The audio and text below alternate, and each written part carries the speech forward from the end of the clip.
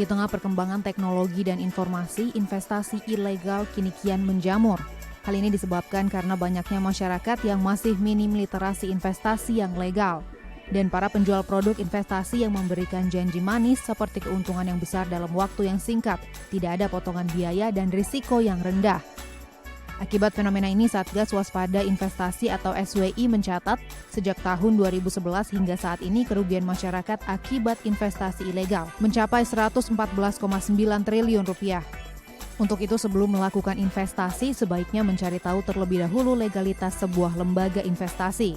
Lembaga investasi yang legal biasanya diawasi oleh Otoritas Jasa Keuangan atau OJK, Kementerian Perdagangan dan BAPPEBTI atau Badan Pengawas Perdagangan Berjangka Komoditi.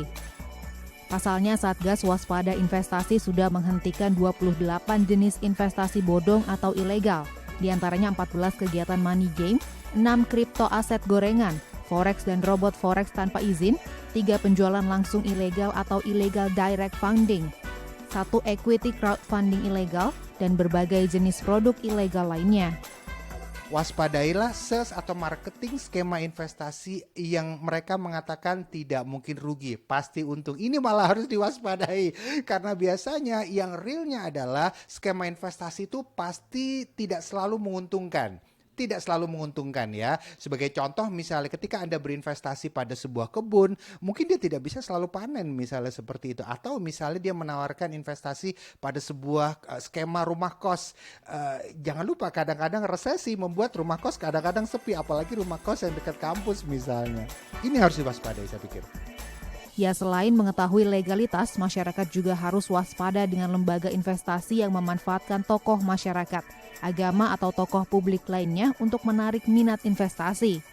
Jadi yang pertama adalah legalnya dulu, kemudian kedua adalah logis. Logis itu artinya adalah apakah skemanya ini bisa dipahami secara logika. Kalau misalnya investasi tersebut bilang atau pihak ketiganya bilang, oke, Anda akan mendapatkan fixed income, Anda akan mendapatkan penghasilan rutin.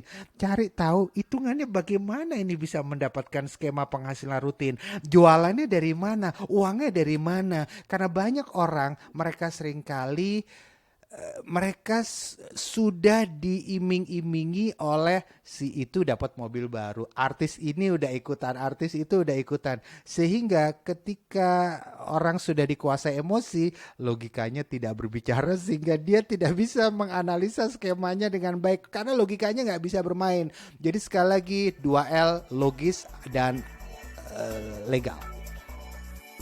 Kemajuan teknologi seperti adanya fintech atau financial technology dan berbagai aplikasi digital terkadang menjadi peluang bagi oknum yang tidak bertanggung jawab untuk menjadikan investasi ilegal.